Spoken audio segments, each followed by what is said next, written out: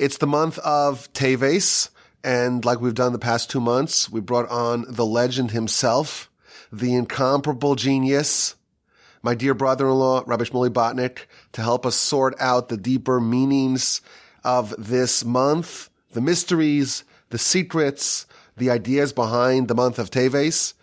There's not really a lot going on. If you look at your calendar in this month, you see that there's a fast day, and that's really all there is. But of course, Rabbi Botnick has a way of peeling the layers of the onion and showing us what's really going on, what's the mystery, what's the secret, what do we actually know, and what can we speculate about this month. So I'm looking forward to this. I did get the notes like I got last week, but unfortunately it was mostly indecipherable to me. So we'll have to make do. And I'm relying a lot on Rabbi Botnick today. I think he's relying on me, so it might be a total disaster. But welcome, Rabbi Botnick. It's great to have you back. Thanks so much, Rabbi Wilby. Yeah, so I hope it won't be a disaster. We're going to try our best.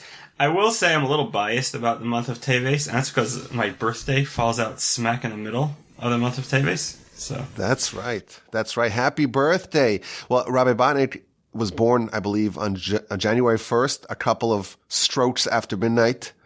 I always say that his family was a family of accountants and not lawyers. That would never be allowed to happen. But alas, was that right? Well, because we're lawyers, we turned the clock back a couple of minutes. Anyways, okay. Yeah, so Teves it's kind of my month. Like you said, it doesn't seem to have a lot going for it, certainly not in a positive way. But as we've seen in the past, that's usually a good thing, because that means there's plenty of room to explore, plenty of not yet discovered material, which we hope we could tap into. So let's jump into it. Okay. We always first focusing on the tribe that the month corresponds with, right? So we know already there's 12 tribes, there's 12 months, and the Arizal has his own calculation as to which month lines up with which tribe. And the month of Teves is going to be the month of Dun. That's the Shevet of Dun. He is, I think, the oldest of Bilhah's children. Is that right, Rabbi Wilby? Don't test me on these things. Right. So, you know what I mean to say is he's not tribe of Dan. So he's not one of the. Yes. He's not a child of Rachel or Leah. He's a child of Bilhah. Bilhah's oldest kind of surrogate son. Yes, the surrogate son of Rachel. Yes, Dan and Naphtali. Okay. So he's the tribe of the month. Okay. Now, the zodiac sign for the month of Teves is a Gedi. A Gedi is a baby goat. An adult goat is called a Seir, and a Gedi is a baby goat, and that is that is the zodiac sign that governs in the month of Teves. So we're going to have to explore what is the significance of a Gedi. So far, we got to figure out what's unique about Dun, what's special about a Gedi, and I don't think we've discussed this in previous Shurim, but also every month has a letter, a specific letter that's associated with it, a letter of the Hebrew alphabet, and the letter of the month of Teves is an ayin, okay? An ayin, and also, and this we did discuss last month, there is a Shem Havaya, right? One of the 12 formulas of Hashem's ineffable name, Yud Hey Vav Hey, can be rearranged in 12 different ways. And this time around, the month of Teves, the arrangement is, hold on, let me figure this out. It's going to be a Hey, Yud, Hey, Vav. But that, you don't have to remember that. The Arizal, for every single one of these formulas, he derives it from a pasuk. Okay, so he'll say that you could see this formula can be found, hinted to in a certain pasuk. So the pasuk that he finds this specific shame in is the pasuk Gadlu LaHashem Iti Urerom Lashmo Yachta, which we say every time we take the Sefer Torah out of the Aron Kodesh, right? It's a very famous pasuk. So he says, if you look at the final letters of the words LaHashem Iti Uneromima Shemo, you'll get the last letter of LaHashem is a Hey, Iti is a Yud, Uneromima is a hey. Yachtav is a vav.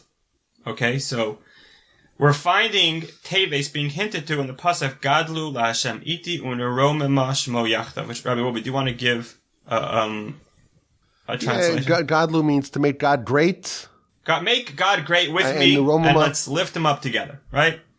Yeah, uplift, yes. His name, uplift together, yes, together. Okay, fair enough. Okay, so a lot to unpack here. Dun, goat, letter ayin, and the verse about lifting God up together. Can you think, in your prodigious genius, Rabbi Wolbe, can you think of any sort of connection just on the spot between all these four different...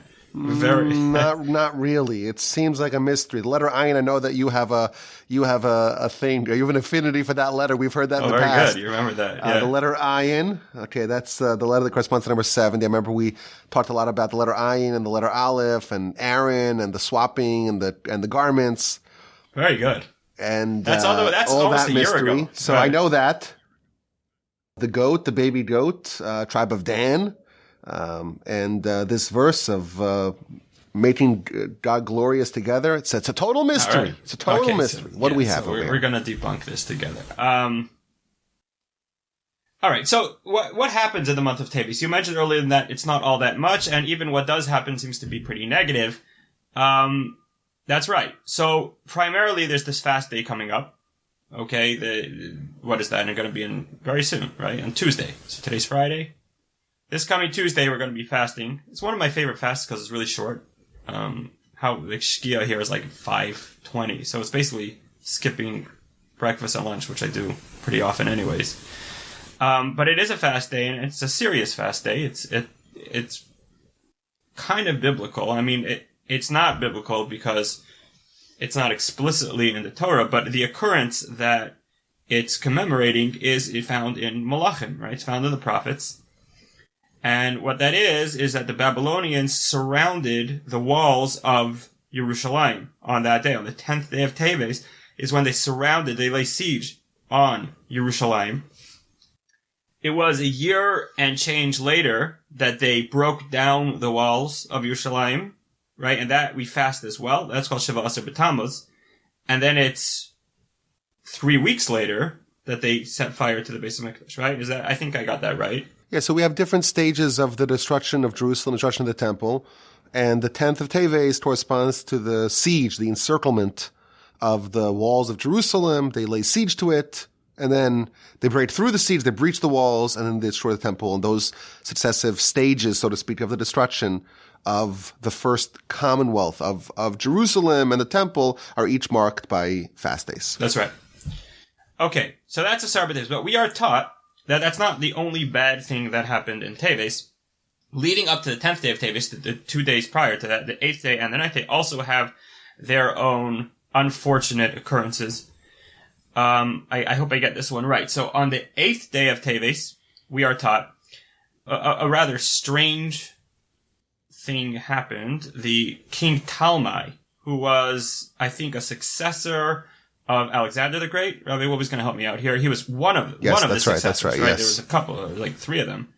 But he got like a portion of Alexander's territory, and he demanded of the Sanhedrin, the leading 72 rabbis of the Jewish people at the time, to translate the Torah into Greek. And this, we are told, was a great tragedy. The Gemara tells us that the world fell into darkness. There was choshech for 3 days as a result of this decree. So this wasn't a small thing. Spiritually, this was a very big deal that we were compelled to translate the Torah into Greek. And we don't fast, per se, on the 8th day, but it is, we don't fast on the 8th day, but it is something which we mark as kind of a blemish on our history that we had to go through that.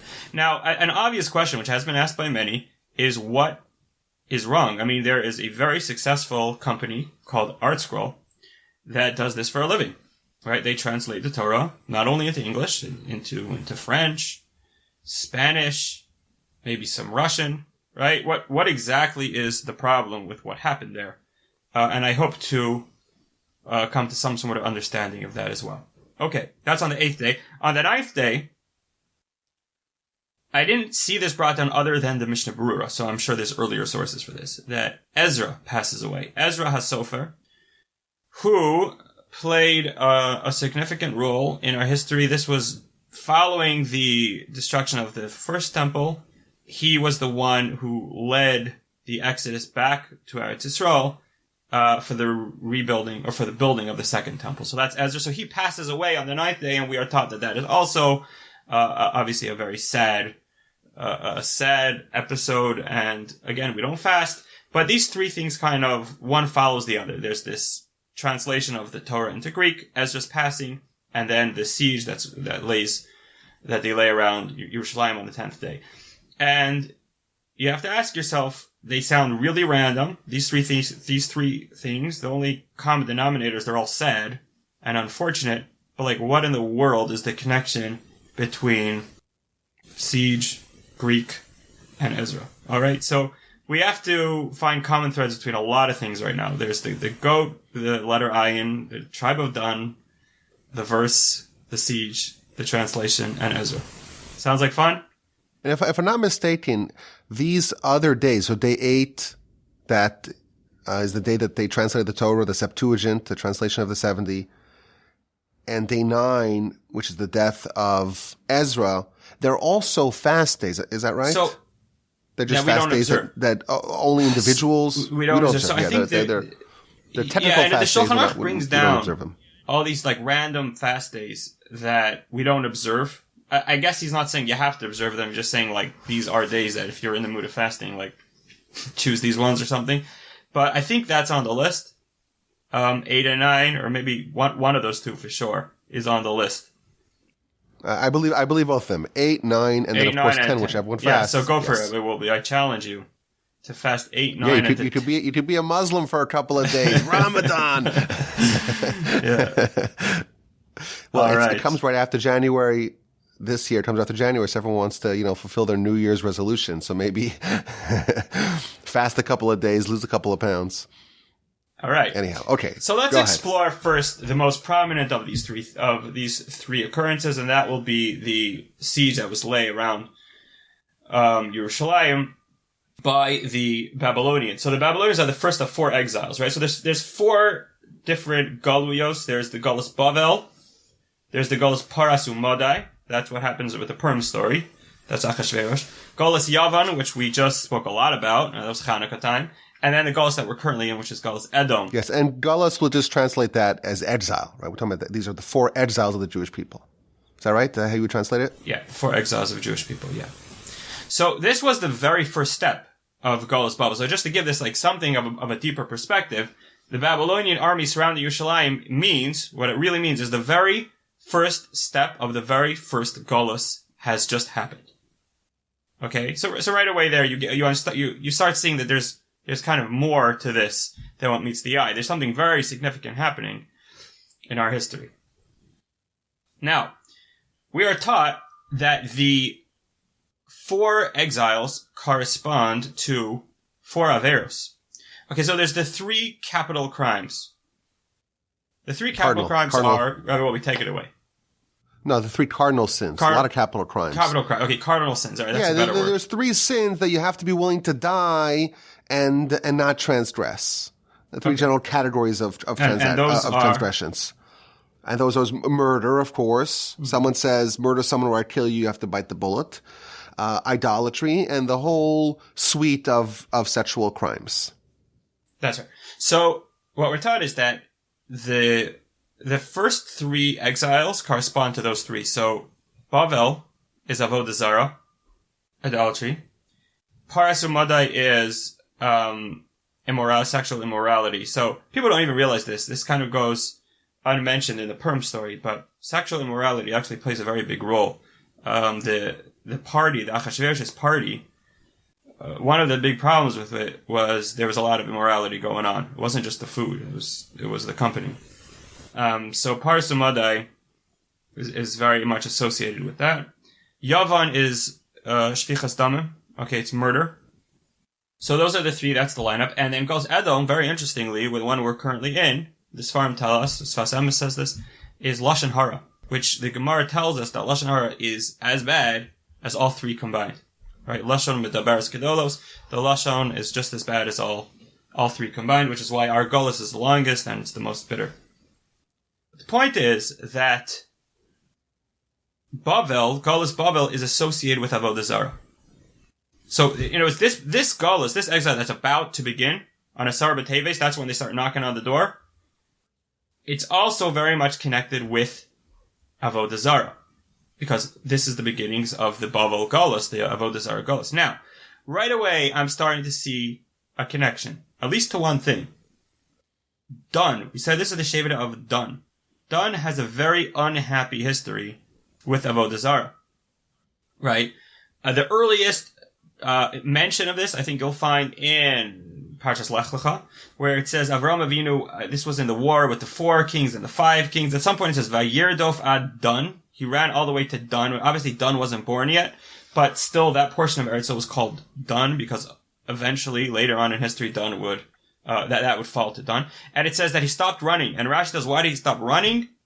Because he became weak because of the Avodah Zarah that would happen there. And I think it's referring to Avodah Zarah that happened in the days of Yeravam ben Nevat. The Egel HaZahav was erected in the tribe of Dun, their portion of Eretz Yisrael. Other mentionings of Dun and Avodah Zarah is the whole Pesel Micha story, which I'm not fully familiar with. I really should have brushed up on that, but there was this Avodah Zarah that I think a lot of people ended up following, and it was all coming from Shevet Dan. I do know that in Parshas Ki Seitzei, when we learn about Amalek attacking the Jewish people, the verse says, "Vayizanei b'cha kol haneches shalom acharecha." Who did Amalek attack? They attacked the stragglers behind you. And Targum Yonasan says, who is that? That's Shevet Dan. He says, why? Why? They were straggling because they were kicked out. They were booted from the Anan HaKavod. Why? Because they had this affiliation with Avodah Zarah. So, Dan and Avodah Zarah, it's a problem. This is an old problem. And so if we know that in the month of Teves, the Babylonian exile begins, and the Babylonian exile is the exile of Avodah Zarah, so then we right away can make that connection, that's why this has something to do with Dan. Does that make sense? Yeah, absolutely. So Dan, the tribe of Dan, has a certain penchant or certain weakness, a certain proclivity for idolatry compared to the rest of the tribes. And we have this incipient exile that's happening now with the surrounding of the city. And Babylon, the first of the exiles, is corresponding to the transgression of idolatry. And therefore, it's no shock that we see, with Babylon and with the encirclement of Jerusalem, that the tribe of Dan is going to be affiliated because of the certain weakness that they have towards idolatry. Right. Now, the other thing I would point out is that also might explain the Gedi, because so a Gedi is a baby goat. The adult version of a Gedi is a Seir. Now, Seir is explicitly used in the Torah as a reference to Avodah Zarah. I can't remember what parsha it's in. It's, I can't remember, but Lisboach la Seirim. Do you know this verse, Rabbi Will? Are you familiar? Yes. It explicitly refers to Seir as a reference to Avodah Zarah. So the goat is somehow associated with Avodah Zarah, so perhaps the Gedi as well, being the junior version of the Seir. And once again, we can make that connection between Dan, Gedi, and Bavel, all having to do with Avodah Zarah. But let's take this a little deeper. So we know that Bavel is now surrounding themselves around Yerushalayim. Bavel and Yerushalayim have a very ancient history together. And the first time you'll see them come up is at the end of Parshas Noach. At the end of Parshas Noach, we are taught that this anonymous group of people head out to build themselves an Ir u'Migdal, a city and a tower. And with it, they wish to challenge God. Right, V'nasa lanu shame. And as we know, and this is like one of the most famous biblical stories, is that the verse begins by saying they all spoke the same language, Lashon Echad, and then their languages got all mixed up, and the whole idea of languages really evolved from there, the fact that there's a diversity of languages in the world. And then the verses concluded that is Babel. That's why they got the name Bavel, because they were like literally babbling, right? They didn't know what they were saying because nobody could understand each other's languages. Very mystical story. But here's the point. The point is that the Sefer Beis Yaakov, I think that is from the Ishbitzer dynasty of Hasidus. He quotes the Zohar that says, what's this? Ir Umigdal, a city and a tower inside the city. So he says a very deep idea. He says that there was something very spiritually sensitive that was happening at that time. Avram Avinu, this is the end of Parshas Noach. Avram Avinu comes onto the scene, Parshas Lech Lecha, or really even at the tail end of Parshas Noach. They sensed the oncoming of Avram Avinu. Okay, Avram Avinu is about to happen. They knew in their heart that Avram Avinu has the ability to overwhelm everything they represent. So if they represent idolatry, evil, immorality, whatever it might be, Avram Avinu will come along and stamp it out of all of them. He will create this entity called the Jewish people, and the Torah will be given to them, and all that's good and holy and spiritually positive will evolve from that. So they wanted to nip Avram Avinu in the bud. And here's what they knew. They knew, and we're going to explain this in a bit, but they knew that the secret to the Jewish people and the secret to Avram Avinu's legacy lies in the Beis HaMikdash. You need a Beis HaMikdash for this mission to succeed. So what they did was they said, we're going to build our own Beis HaMikdash. That's what we're going to do. And so they said, we're going to make an Ir, a city, Umigdal, and a tower inside the city. Because the dynamic that the Beis HaMikdash has to function in has to be surrounded by a city, Yerushalayim, and then within that city, there's going to be this like concentrated burst of spirituality in the Beis HaMikdash. So an Ir Umigdal. That's the dynamic of the Beis HaMikdash, and that's exactly what they wanted to model their project after. And they were going to build their own Beis HaMikdash. But it wouldn't be a good Beis HaMikdash, it would be a bad Beis HaMikdash. Right? And with that, they would undermine everything that Avram Avinu was going to do. That is what they were doing. Okay. So they're trying to build a Beis HaMikdash. And who are they? They are Bavel. So here you have again, right, they become a Bavel. That Bavel at its roots, right, the very conception of the nation Bavel is the kind of the destruction of the Beis HaMikdash. I mean, building a Beis HaMikdash that would challenge our Beis HaMikdash. So Bavel has this obsession with our Ir, with our city and our tower that's inside the city. The Ir Umigdal happened all the way then, and it's kind of happening again now. They're back at the Ir. They're surrounding the city, trying to get in for the second time. So that's really cool. Okay, but I want to understand this a little deeper. What does this mean? What does the Zohar mean when they say that, or what does the Sefer Beis Yaakov mean when he says that Avram Avinu was the very beginning of the Beis HaMikdash? I mean, a Beis HaMikdash wasn't built till thousands of years after Avram Avinu. So what I think perhaps it means is like this. Avram Avinu, in a nutshell, if I were to describe everything he accomplished in one word, that one word would be Echad. Oneness. The verse in Yechezkel refers to Avram Avinu as Echad Haya Avram. Avram was Echad. Meaning the whole idea of monotheism and the oneness of God was Avram Avinu's innovation, and that was his message that he spent his entire life trying to disseminate to all of humanity. Echad Haya Avram. Now, the Maharal tells us in regard to the Beis HaMikdash, I want to read to you his words, because I don't necessarily understand them fully. But he says, try to find this. I might not find it right now. But he says basically that the ability for the Jewish people to remain as one is dependent on the Beis HaMikdash. He says that it's through the Beis HaMikdash. Here, I found it. Yisrael misachtem al yidei Beis HaMikdash. The Jewish people become one via the Beis HaMikdash. Shehayo lahem kohen echad. They had only one kohen. Mizbeach echad, only one mizbeach, one altar. Right? V'nesra abamos. They weren't allowed to make any sacrifices outside of the Beis HaMikdash. Shelo haya pirud v'chiluk b'Yisrael, because there couldn't be any separation amongst the Jewish people. The Beis HaMikdash was the place where all the Jewish people came together, and the Maharal goes on to explain that that's why sinas chinam, hatred amongst the Jews, caused the destruction of the Beis HaMikdash, because they were challenging the very purpose of the Beis HaMikdash. Okay, so Avram Avinu is Echad, and the Beis HaMikdash is what perpetuates that legacy, which is why I think the birth of Avram Avinu was the very beginnings of the conceptual construction of the Beis Hamikdash, because they both stand for the same concept. Does this make sense, Rabbi Wolbe? I'm getting there. So there's a certain kind of consolidation or unification or unity that Abraham represents, and that, of course, relates to the unification of, or the idea of the singularity of God, that Shem Echad, there's only one God, not all the other powers, and that is, so to speak, the flashpoint between Abraham and the Babylonians and the temple and the later Babylonians, and that's the conflict that comes to a head in this month. Excellent. Okay, but it gets even more specific, because if you look at those verses all the way back at the end of Parshas Noach, when it introduces these guys who are about to build this strange tower, this is how it describes them. Vehi kol haaretz safa echas udvarim achadim.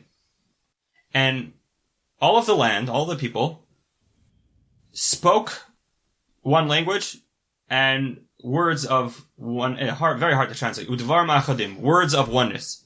I mean, basically the point is that this idea of echad was very central to their entire culture. They were extremely united. They spoke only one language, they spoke words of oneness. Okay, they had this power of unification, of unity. And that is why there was a real power to their efforts. They could have done this.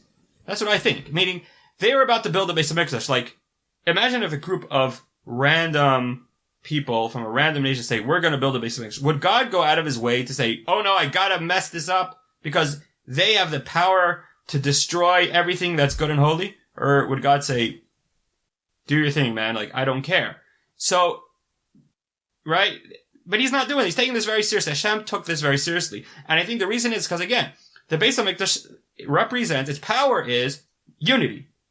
Right? And they had that power. They had it. They were a very unified people. So they had the potential to use their unity and manipulate it to advance their agenda.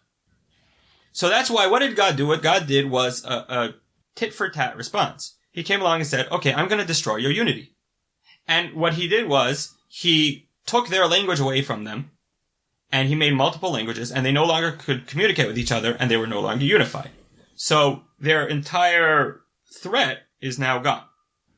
That's what was going on then. Now they're coming back. Okay, they're coming back on Asar B'Teves, and they want to penetrate the walls of the city of Yerushalayim and get to the Beis Hamikdash once again. Why are they doing that? They tried once before and they failed. Why are they doing it again? So here's what I think. This is really deep. The Sefer Karnaim, which is an old Kabbalistic Sefer, he writes a very deep thing. He says that Avram Avinu was born in the month of Teves. Okay? Just like me. Right?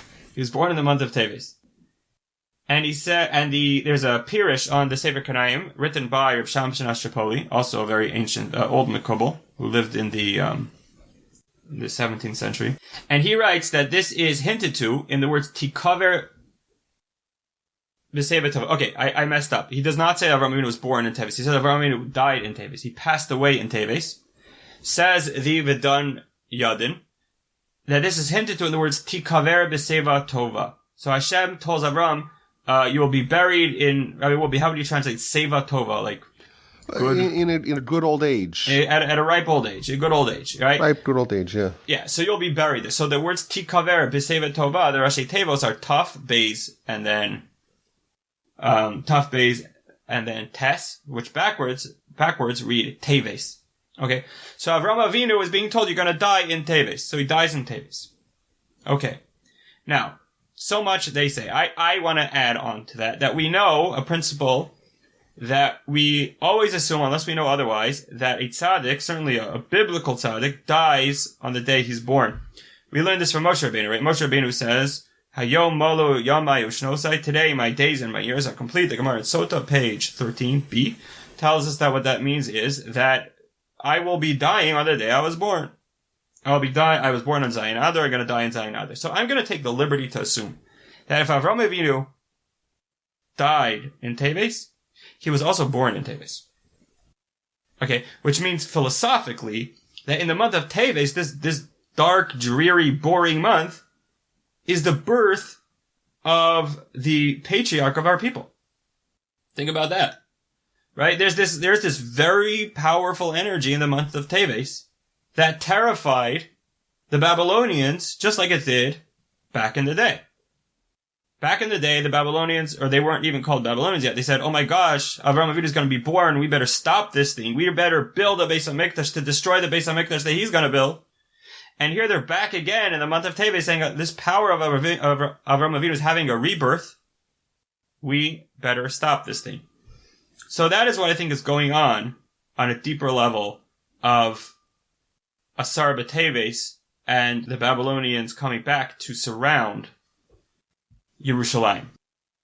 Okay, so just to put this all together, we said that the Babylonians have they caused this like multitude of languages, right? They started off with Echad, they ended up with a whole bunch of different languages. And their whole agenda is to challenge Avraham Avinu. We also mentioned earlier that the Babylonians are very much associated with Avodah Zarah. The Golus Babel is the Golus of Avodah Zarah. So I want to make this clear that this is one and the same idea. The opposite of Avodah Zarah is Echad. When you believe in the unity of God, there is no such thing as Avodah Zarah. Okay? Shema Yisrael Shema Kino Shem Echad. The moment you abandon the mantra of Shema Yisrael, of Echad, of Achdus Hashem, you're already in Avodah Zarah territory. Avodah Zarah is multiplicity. In the Zohar, they say that a Rishus HaYachid is the Jewish people, Rishus HaRabim is the non-Jewish world. Multiplicity is a non-Jewish thing, because we believe in Echad. So, what's really going on with Babel, and the reason why the multiplicity of languages evolved from them, is because they are Avodah Zarah. So, Avodah Zarah can't ever really maintain a connection to Echad, which is why it fell apart. That's why they were not able to succeed. Right? So, the idea of Babel having numerous languages, or causing numerous languages to come into existence, is because they are Avodah Zarah. And numerosity is always going to be aligned with Avodah Zarah, whereas singlehood is always going to be aligned with Avraham Avinu and belief in Hashem. Does that make sense? Yes, absolutely. Okay, so the reason why it's crucial to understand that is because we're going to jump right now to the Targum Shivim, right? The story of this Melech Talmai telling the Sanhedrin that they have to translate the Torah into Greek. Because now we understand it. We understand what's going on. Because this Lashon Echad, this language that originally Babel spoke and that was taken away from them, that was Lashon HaKodesh. That was the only language that existed. That is the Lashon Echad. Lashon Echad doesn't just mean one language, it means a language of oneness. The language of God, the godly language, the one that communicates unity, is Lashon HaKodesh. What Talmai, this king, what he wanted to accomplish wasn't that he wanted a nice art scroll translation to help him understand the verses of the Torah better. What he wanted is he wanted to translate the Torah away and say, I do not want a Lashon HaKodesh anymore. I do not want it to be a part of the world of Avraham Avinu anymore, the world of Lashon HaKodesh, the world of Echad. I wanted to now enter the world of the 70 languages, and that's already the territory of Avodah Zarah. That's the territory of Babel. That is the world of Rishus HaRabim. That's what he was trying to accomplish. So now, do we understand why these two things are going together? Golus Babel, right? The Golus, the people who are built on the foundation of multiple languages, a world of languages as opposed to Lashon Echad, fits perfectly with the idea of Talmai telling the Sanhedrin to translate the Torah into Yavon. Rabbi Wolbe, does that make sense? It makes a ton of sense, yes. And I have some notes here that I'm amassing. So, okay, so I'm so certain that you're going to bring up some of the subjects that I'm just going to keep quiet. Okay, probably not. But the one thing I wanted to point out, do you remember the letter? The letter of Teves was Letter ayin. ayin, yeah. Ayin, what's the gematria of ayin? 70. 70. And there you have it. The breakdown of the languages was it went from 1 to 70. And like what we mentioned earlier, I have something of an obsession with this dynamic of 1 and 70. Right? The Aleph is 1 and the ayin is 70. Kabbalistically, the degradation of Aleph, meaning when people act immorally, the Aleph, which is unity, which is Avram Avinu, it breaks down into an ayin and it becomes 70, but that's for a different time. But the idea is here that we see that Teves and Bavel and Dan, it all has to do with this abandonment of Echad, which right away brings you into the world of the 70 nations and the 70 languages, and that's why ayin is going to be the letter of the month of Teves. So far, we managed to resolve a whole bunch of things here. We know why it's done. We know why it's Gedi. We know why it's the letter ayin. We understand the connection to all of that and Bavel, and we understand the connection with all of that to Talmai, who made the Jewish people translate the Torah into a foreign language. Okay. Now we're going to have to talk about Ezra, and this is where things are going to get a little bit complicated. Are we okay with that? Let's go. Okay, so we mentioned briefly that this Lashon of Echad, the Lashon of Avram Avinu, is Lashon HaKodesh. Okay, that sounds fair enough. But what does that really mean? What is the significance of Lashon HaKodesh? Why is it why is it that fundamentally different from the other language? So here is a Devar Torah I want to share with you. This kind of stands on its own 2 feet. I shared this Shavuos time. There seems to be a contradiction in 2 Gemaras in Shas, 2 Gemaras in Talmud Bavli. In Shabbos, in the tractate Shabbos on page 88b, it tells us like this: Kol dibor v'dibor sheyatzu mipi HaKadosh Baruch Hu, sheyatzu mipi HaGvura, nitzchalek l'shivim lashon. It says when God gave the Torah, every word that came out of his mouth was divided into 70 different languages. Okay, did you know that? Did you know that when you envision Matan Torah, I don't know, I just always thought it was in Hebrew, but that's not what it's saying. It's 70 languages were going down there. Okay, that's interesting. But here's the problem with it. The problem is that the Gemara in Sota tells us that it quotes the verse that says, Moshe Yedaber v'Elakim Yanenu B'Kol. Right, that's a verse in Yisro. Moshe spoke and God answered him with a voice. And the Gemara tells us in Sota, page 33, that what that means is that Matan Torah was given in Lashon HaKodesh. Because the word kol says the word kol, voice, means Lashon HaKodesh. The voice of God is Lashon HaKodesh. So is this not a contradiction? The Gemara in Shabbos tells us 70 languages. The Gemara in Sota tells us Lashon HaKodesh. How do you resolve these 2 quotes from the Gemara? So I think, and this is what I shared Shavuos time, I think the answer is like this. There was 2 stages.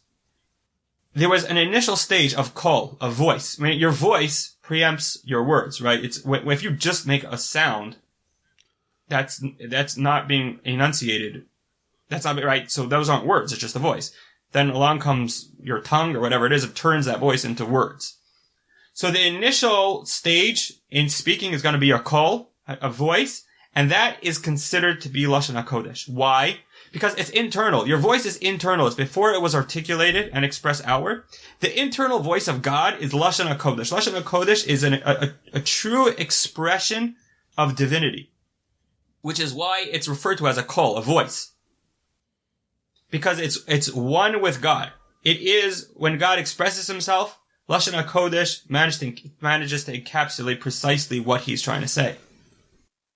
Then the second stage is that it becomes dibor, words. Once it's outside of God, so to speak, he spoke it out, then it could be communicated or translated into the 70 different languages. So the words of the Lashon of the Gemara in Shabbos is very specific. It says, Kol dibor v'dibor sheyatza mipi HaKadosh Baruch Hu. Every word that left the mouth of God, nischalek l'shivim lashon, was divided into 70 languages. It's very clear. That happened at the stage when it left the mouth of God. The Gemara in Sota, it says it was Lashon HaKodesh, it's saying, Moshe Yadaber Velokim Yanenu Bekol, when it was still at the voice stage, when it was still internally a part of God, that was Lashon HaKodesh. Does that make sense? Or really do you understand how that resolves the contradiction? Yeah. So there's the internal voice, which is the kol, the Hebrew word kol, and that's Lashon HaKodesh. And then it could separate and splinter into 70 different diburs or words or articulation once that voice is expressed. That's right. So there's these two different functions here. There's kol, which is Lashon HaKodesh, and then there's dibur, which is the languages of the world. Now here's the thing. We don't oppose, like I told you, there's a wonderful company out there called ArtScroll. We don't oppose translating the Torah into different languages. What we oppose is divorcing those different languages from the kol. Okay? Meaning, it's fine to have Torah in English and Spanish and even Greek. So long as you understand that this is ultimately meant to bring you closer to the Torah's original form, which was Lashon HaKodesh, which was the kol. The Bnei Yissaschar talks about this idea. He talks about this idea of there being two things. There's a kol, and then there's dibur. And he talks about it very Kabbalistically. This is in Tishrei, when he's talking about Sukkot. I don't know if I have to get into everything he says there. He says that the kol is associated with the Shem Havaya, Yod Hei Vav Hei. The dibur is associated with the Shem Adnos, which is Aleph, Dalet, Nun, Yod.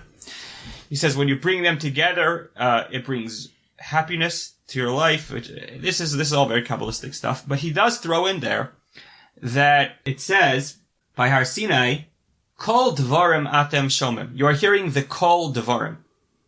So he says, it doesn't just say you're hearing the Kol, and it doesn't just say you're hearing the Dvarim. You're hearing the Kol Dvarim, the voice of the words, meaning there's a unity between the voice and the words, meaning there's a unity between Lashon HaKodesh and the 70 languages of the world. There's a unity between the Jewish people and the 70 nations of the world, right? There's a unity between the two different forces, as opposed to divorcing one from the other.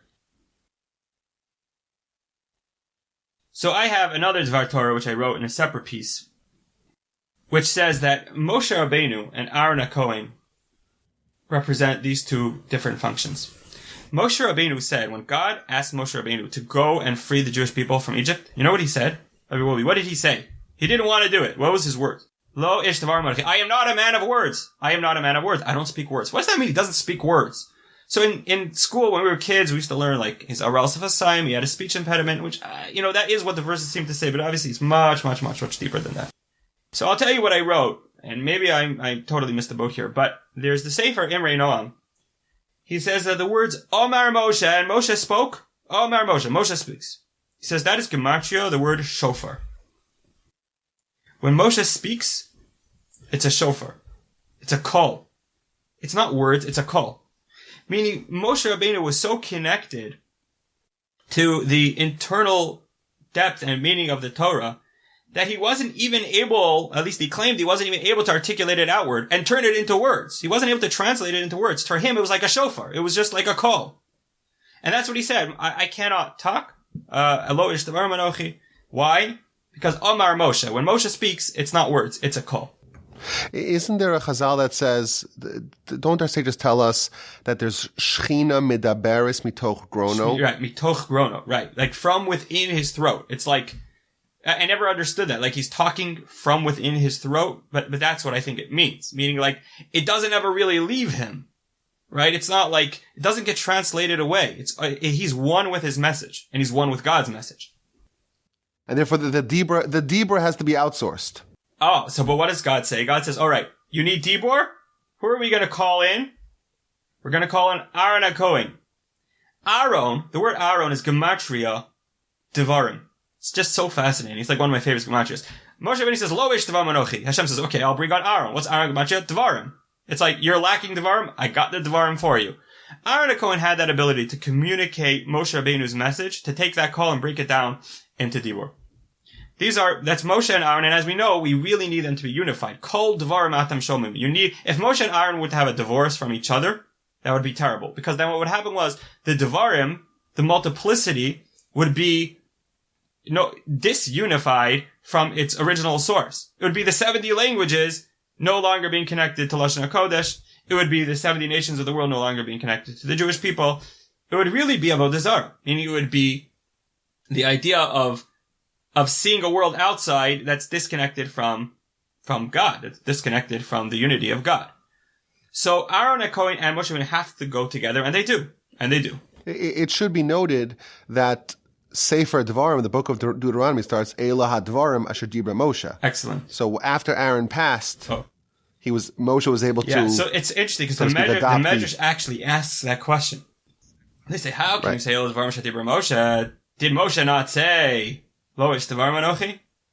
And they give a very mystical answer, a very cryptic answer. They say that his tongue was healed. I've written up about this in a different place. Anyways, here's the thing. Before we get to Ezra, I want to just flip right back to Talmai for a second. Talmai made them translate the Torah into Greek, but if you look at the Gemara there in Megillah, he has a very peculiar way of expressing his command. He says, Kisvu li Toras Moshe Rabchem. Write for me the Torah of Moshe your Rabbi. There's only one Torah, right? Why couldn't he just say, write for me Torah? So I want to suggest he was going directly to this point.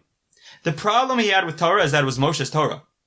It was coming from a place of kol. It was coming from that Omar Moshe, that kol shofar, right?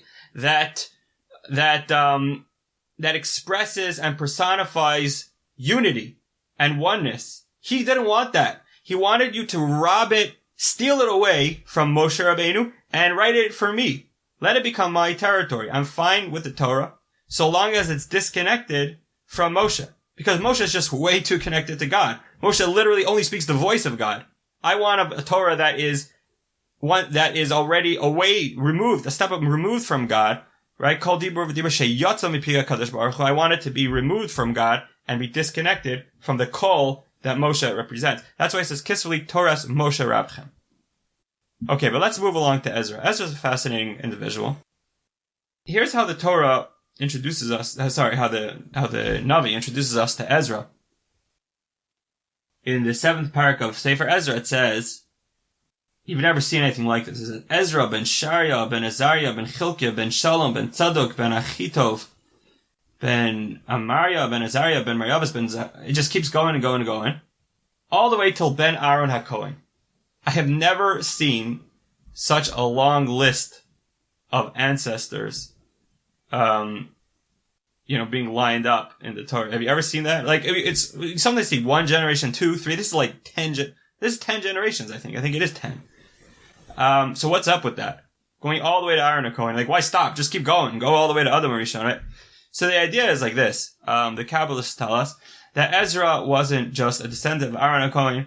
Ezra was a Gilgal of Aaron HaKohen. Okay, and that's why it's important for the Torah to show you the lineage all the way up to Aaron, because he was Aaron. He's a reincarnation of Aaron. Okay. So much so, says I think it's the Megala Mukos, I hope I got that one right, that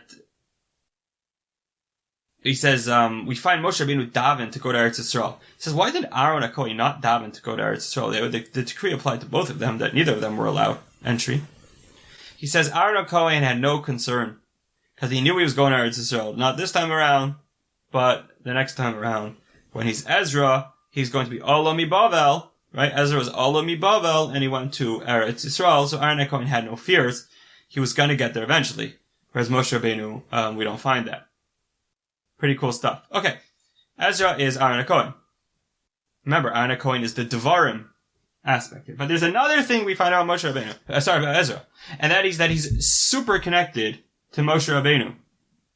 Says the Gemara in Sanhedrin. Tanya, Rabbi Yossi Omer, Roi haya Ezra shetinasin Torah al yado li Yisrael al malei kadmu Moshe.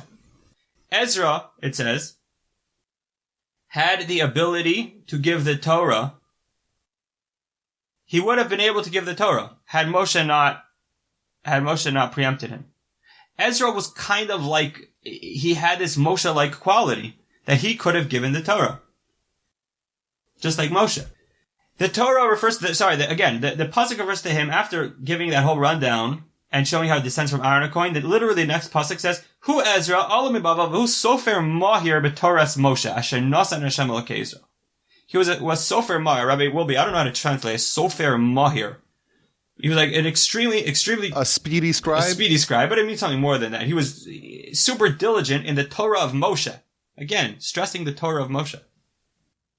What I want... Doesn't it say that he was 120 years old when he died? Yes, he was 120 when he died. I didn't manage to put them all together, but there are multiple other Maimari Chazal that show this connection between Ezra and Moshe. He's a Sofer Mohar B'Torah's Moshe. He could have given the Torah had Moshe not done it, which means, again, only Moshe was allowed to give the Torah. So if Ezra's giving the Torah, that means he's super similar to Moshe. So what I want to suggest is, here's the thing. We know he's a Gilgal of Aaron. That's what we're being told. But we also know that he's very diligent when it comes to the Torah's Moshe. Perhaps what this means is that Ezra personifies this connection between these two functions. There's this call, Moshe, and there's Devarim, which is Aaron. He says, I'm Aaron, but I'm going to be a Sofer Mahir B'Toras Moshe. I will never forget that the power of Aaron lies in his connection with Moshe Rabbeinu. The Devarim, the articulation, the communication of Aaron HaKohen is only valuable if it will ultimately bring you closer to the unity of the call of Moshe Rabbeinu. So Ezra has both. He's a Gilgal of Aaron, but he's very much connected and dedicated to Moshe Rabbeinu. Okay, now, I didn't have time to get into this, but if I'm right, then there's something super spooky. Because the same Gemara in Sanhedrin tells us, Rabbi Wolbe, you're a big expert in Maseches Sanhedrin, so you're going to have to help me with this. This is what it says. It says, B'tchila nitna Torah l'Yisrael b'ksav ivri v'lashon HaKodesh. Originally, the Torah was given to the Jewish people with ksav ivri, right? That's just some style of writing, and in Lashon HaKodesh.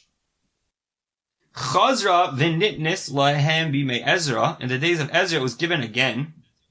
B'ksav Ashuris, in a different style of writing, Ashuris, v'lashon Arami. And it was given in the Lashon of Arami. That's like, Targum Onkelos, Aramaic. Okay, so the Torah in the days of Ezra switches languages. I don't even know what this means. This is a complete enigma. I don't even understand what that means.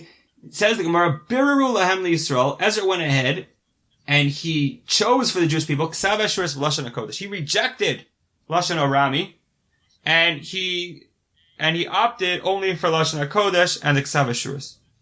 Doesn't this sound like exactly like what we're saying here? Like in the days of Ezra, I don't even know what this means. There was like another giving of the Torah, this time in a different language, and Ezra says, no, I don't want that. I only want Lashon HaKodesh. I mean, well, we gotta look deeper into this Gemara. I didn't have a chance to delve into it. But it sounds uncannily like the ideas we're discussing here. That, like, when you have Ezra, when you have Aaron HaKohen, there is a danger of the Torah switching languages, because Aaron HaKohen has that ability. But Aaron HaKohen didn't use it the wrong way, used it the right way, used it to always bring you back to the source. And Ezra did the exact same thing, right? The Torah is once again given, this time in Aramaic, and he's like, no, I don't want that, I only want Lashon HaKodesh. Well, it might have to do perhaps with the second acceptance of the Torah in the times of Achashverosh. Jewish people reaccepted it, and that's, right afterwards comes Ezra to rebuild the temple. So maybe that's what it has to do. But you should know about this particular subject in the Talmud, there's literally an entire book written about it. Oh, yeah? Rabbi Reuven Margolis wrote a book about Tzav Ivri and Tzav Ashuris and, Assyrian script and the ancient, they call it like Paleo-Hebrew script. So there's a lot of literature about this. And it is very confusing. So. Okay. Anyways, I don't know. I just saw that go around. I'm like, I gotta quote this because it just sounds too similar to everything that we are discussing. Okay, so I think we're basically done here. So we have these three events. All of them appear, at least according to our theories, that they have this common theme. They're all the idea of a world of multiplicity, which is a world of Avodah Zarah, a world that rejects the oneness of God, trying to take over a world of unity. So let's just review them. So it's the translating the Torah away from Hebrew. Okay, translating the Torah away from Hebrew into a different language. And again, not doing it for the sake of understanding the Torah in its original form. Doing it for the sake of creating a new Torah that's divorced from its original form, right? Then there's the death of Ezra, right? The death of the one who personified the connection between Dvarim and Kol. Then there's Babel, this people who created this whole mess in the first place, coming back to take over Yerushalayim, to destroy the base of Mikdash, which the Maral told us is the source of all Achdus. We said that Teves is the Shevet of Dan. Dan, we know, has this ugly history with Avodah Zarah. It's a Gedi. A Gedi, we said, is possible. I haven't yet found an exact proof, but we know that a Seir is Avodah Zarah, so a Gedi is likely connected to Avodah Zarah. It's the letter Ayin, which is 70, which is the 70 nations of the world. And then we mentioned that it's so this we didn't get to yet. Gadlu Lashem Itu Unaroma Mashmo Yachtav. Here's the thing. The Shabbos before Pesach is called Shabbos HaGadol. Why is it called Shabbos HaGadol? All kinds of reasons. But one of the main reasons is because they tied down the sheep of the Egyptians on that day. Right? They tied it down. Now what's the big deal? The sheep of the Egyptians was their Avodah Zarah. They worshipped the sheep. The day when you tie down their Avodah Zarah, when you conquer their Avodah Zarah, it's called Gadol. There's greatness. God has become great. Because the more Avodah Zarah in the world, the less revelation of God there is in the world. Right, and Abraham corresponds to Hakel HaGadol, right? Excellent, very good. Abraham corresponds to the Midah of Gadol.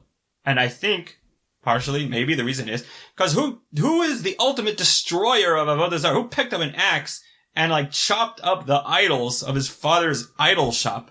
As Avraham Avinu. So Avraham Avinu is Gadol because he's the one who destroys Avodah Zarah and brings out that much more godless, that much more greatness of Hashem. So the verse of Teves and the theme of Teves is Gadol Hashem iti uneroma mashmo yachtav. Let's knock this Avodah Zarah out of ourselves and make God great once again. And that's it, folks. I do want to say, this is still kind of negative, and I haven't worked on the positive part. What going to help me out with it? Meaning, the whole idea, let me just point something out. Done. We're really hitting on done this time. But you have to realize something. Done is very, very special. Done is very special because the capital of Avodah Zarah, one of the great Avodah Zarah people of our history is Esav, right? Now, who killed Esav? You know who killed Esav? Chushim killed Esav. Who's Chushim? Chushim is the son of Dan. Chushim ben Dan. Another thing. In Parashat Vayechi, when Yaakov gives the brachos to all of his children, when he comes to Dan, he says, Lishuascha kivisi Hashem. I see Mashiach here. Okay? Says Arizal, Chushim in the Torah is spelled without a vav. It's the same letters as Mashiach. Dan is very much connected to Mashiach. Dan has the power to destroy Avodah Zarah. He killed Esav. So, this is something we can discuss. I didn't really delve into it, but it's his very weakness that is his strength. Meaning, there's a reason why the Shevet of Dan is succumbing to Avodah Zarah every now and again. It's because the power to destroy Avodah Zarah is really his. Which is why their urge and their temptation is that much harder. Now, why Dan, of all people, was chosen for that role, I don't know. But I guess what my point is that it's the month of Teves. That means we have that power. We have the weakness, but we have the power as well. The same way it was the son of Dan who overcame Esav, so too it's the month of Dan, maybe, that will allow us to overcome Esav. And just like this was the very beginning, the first stage of Golus, of the 4 exiles, the first stage of the first exile happened in Teves, maybe the first stage of our ultimate exodus will happen in Teves. And we hope that will happen really soon. This is obviously incredible, and I want to thank you for doing all the heavy lifting. I did jot down some comments that I have over here. Maybe I'll share them with you. Sure. So first of all, just basic. Esav, you told me Esav is Avodah Zarah, and he's also called a Sa'ir, right? That already the Medrash connects the Sa'ir to the Sa'ir, which is the same letter spelled, the hairy one. Esav was Vayetz, he was very hairy, versus and that's also the term for the goat. So of course that's just to wrap up that point. But I was thinking, first of all, didn't we write the Talmud in Babylon? Isn't there the Babylonian Talmud, which is not written in Hebrew? It should be noted. Yeah. So I wonder how that connects. It's almost like us taking upon the quality of Bavel, of Babylon, which is the idea of having all those foreign languages, but kind of usurping it or commandeering it, expropriating it for our benefit to actually explain the Torah of Moshe in a sanctioned and justified way. Excellent. So yes, Maybe. Absolutely. I heard a full share on this from Rabbi Kiva Tatz, who speaks about this idea. He puts the two things together. Avraham Avinu being born in Babel and the Talmud being written in Babel is all this idea of putting the fragmented pieces back together again. Yeah, absolutely. Yes. Now, Chushim, it should be noted, the one who killed Esav, he was deaf, but I think he was also mute. So I don't know how that connects to the idea of Kol and Dibur, and somehow we have this deaf mute who's the one who's going to decapitate Esav. Another thing, if Abraham died and was born in the month of Teves, we know that on the day that Abraham died, Jacob is making his nizid. He's making his lentils. And that's when Esav comes and says, I'm going to die, right? Why is he going to die? Rashi says, because of the temple. So again, we see that overlap of the temple. And he forfeits his birthright and he yields it to Jacob in this month, according to your calculation. So it's actually better than that. So it's not 100% clear when Esav was killed, but there's very strong evidence that he was killed on Rosh Chodesh Teves. I think I'll tell you why. Because the Masorah, the tradition is that Yaakov died on Sukkot, because the verse says Yaakov nasa Sukkosa, which is obviously not referring to actual Sukkot, but it's okay. Now we know they traveled for 70 days. 70 days from Sukkot is Chanukah, okay? Right, because 70 days from Tesla Tishrei is Chafei. And then it sounds like there were 7 additional days, if you read the verses in Vayechi. Goren HaAtad. Yeah, in Goren HaAtad. So 7 additional days from Chafei will get you to Rosh Chodesh Teves. According to that, the day he was buried, we know is the same day that Esav was killed. Esav was killed on Rosh Chodesh Teves. So there you have it. It's amazing, Rabbi Wolbe. He says, I'm going to die, and he dies that day. I never thought of that. That's incredible. Now, I also noticed when we talk about Kol, it does attribute Kol to Jacob, right? HaKol Kol Yaakov. And I wonder perhaps if maybe Yaakov's alter ego or his other persona as Yisrael is somehow the way to get both of them in one. Maybe. What else do I have over here? Jewish people in Egypt, they didn't change their language. Very good. The fidelity to the language. Very good, right? And I was thinking as well, we know that when Jacob spent the night on Temple Mount, all the stones coalesced into one. And that reminded me of the idea of the base, that's Temple Mount, and that's the idea of all the various different forces that's right. uniting. It's not just Temple Mount. It's like the opposite. Right. It's not just Temple Mount. That stone we're taught is the Evan Shasia, which the whole base of Mikdash was really built upon. So it's built upon that foundation of unity. Excellent. Anyhow, this was it's exquisite. I absolutely love it. I feel like there's a lot more here. Oh, come on. There's got to be. But it's it's enough to work with until next month. You were a little bit uncertain about Teves. There's nothing going on there. But I guess next month we have Shvat, and of course there's Tu B'Shvat. Yeah. Which I know you have a lot of Torah on that, so it should be easier to do that next month. But I want to thank you for sharing your brilliance and wisdom with us. And I'm looking forward already to next month, the month of Shvat. Your email address, all the questions go to Rabbi Botnick. Don't ask me any questions. I just forward them to Rabbi Wolbe. It's too mysterious for me. But botnicksm@gmail.com.